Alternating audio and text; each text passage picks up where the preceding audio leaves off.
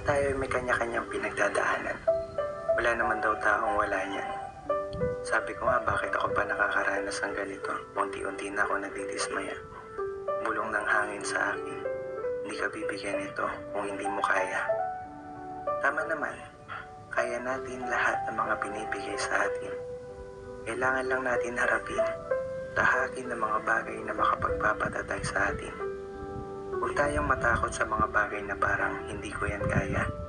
Kasi mas nakakapanginayang ang salitang, sinubukan ko sana.